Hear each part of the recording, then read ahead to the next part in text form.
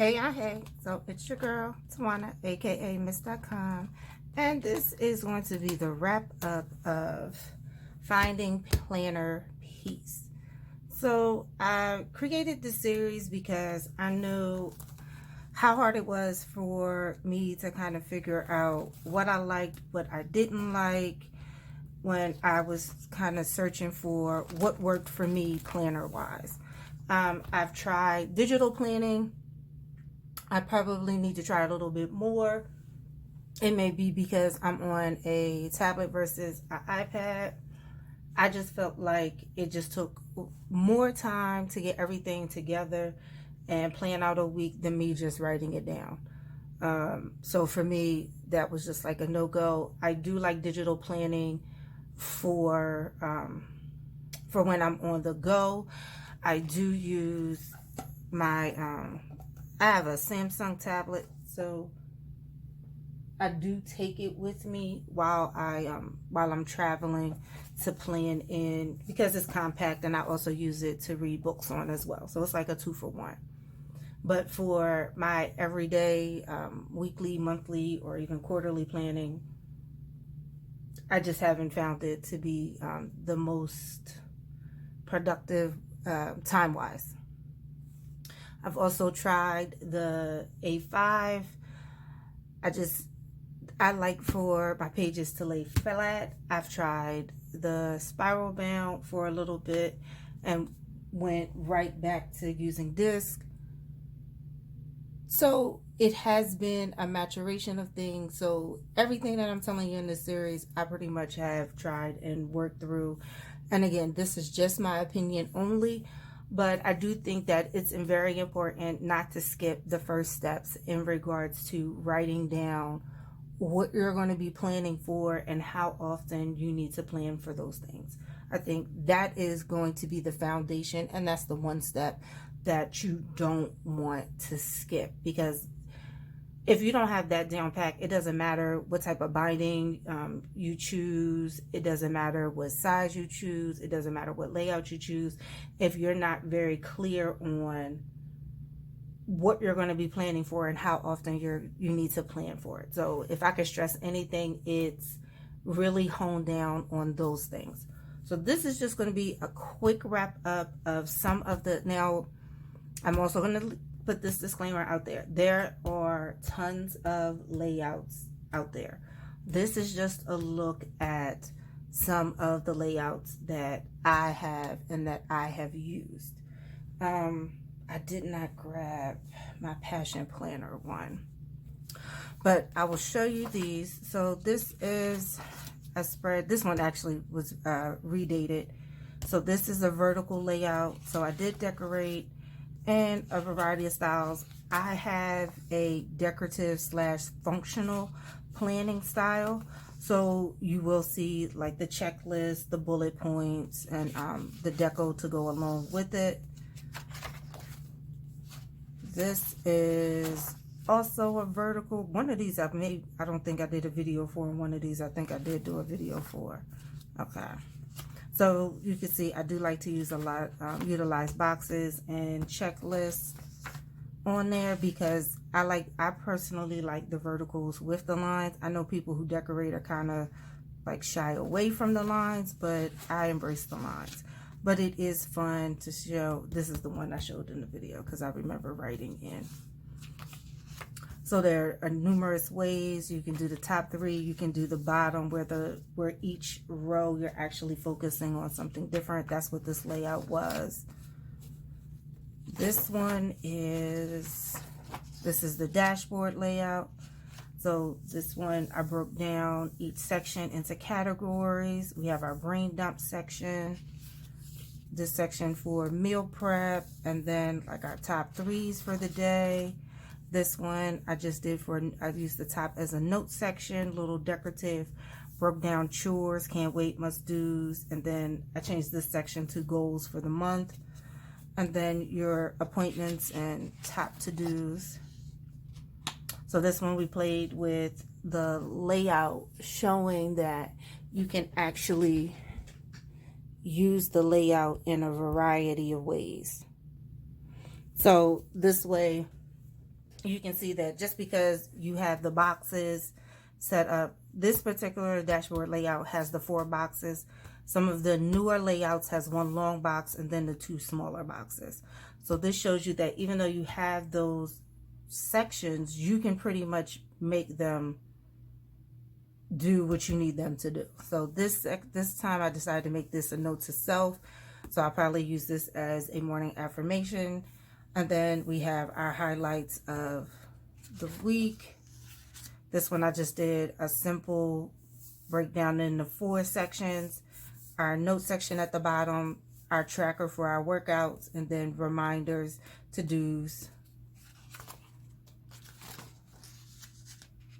This one, I decided to just cover up this section. So you could either use this section as a note section, you can write an affirmation, and then I just took these 2 boxes here and just made them highlight boxes. So that's why we have the circles, and we added that element of decorative and functional, and then our must do, focus on, and then we have our appointments and to-dos for the day.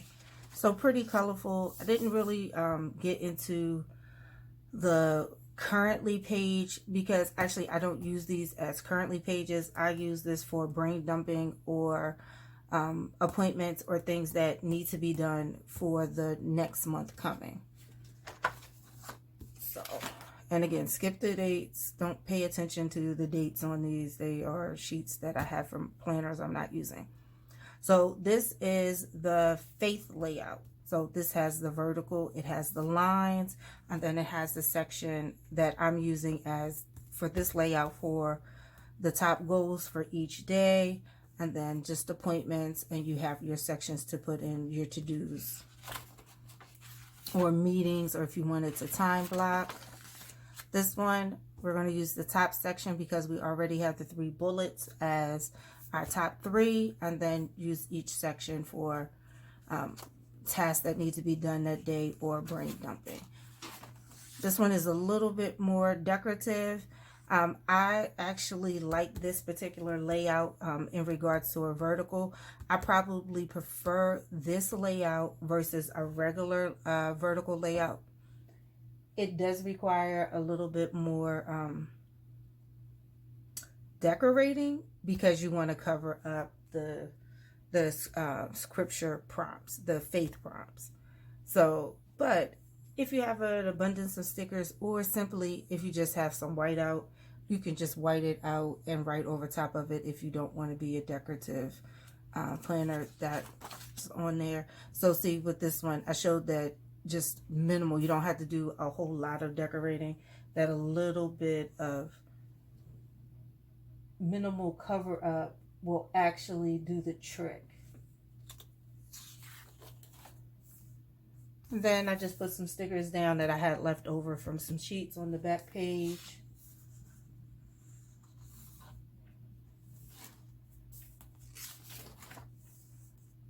This is the wellness layout. So it's a vertical layout. It gives us 4 sections. So the bottom section is going to be the square grid, and then we have 2 smaller sections and 1 larger section. So what I decided to do for this one was just to cover up the 2 headers at the top, change this prompt, leave the take note prompt, and then just put different headers across the week. This one is similar. So what I opted to do was, instead of putting headers down here, I just left the side columns pretty much blank, with the exception I left the take notes and I did add errands, and then just incorporated some boxes. And then this one, I actually covered up all of the headers, so that way you can pretty much do what you like. And I did use this middle column just for to-do lists for specific days.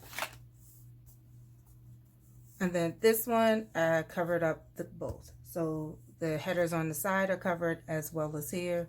So we have the boxes and the checklist to kind of put our things for the day and for the week as well. This one was probably one of my favorites. I forgot I even had these stickers Don't even ask me where I got them from because I've had them for so long. These are from Isa Ella Jewels, but this one I decided to use the checklist boxes along with the regular checklist, and then just small prompts for every other day. So there, and then I just use these just to cover up the ones on the back.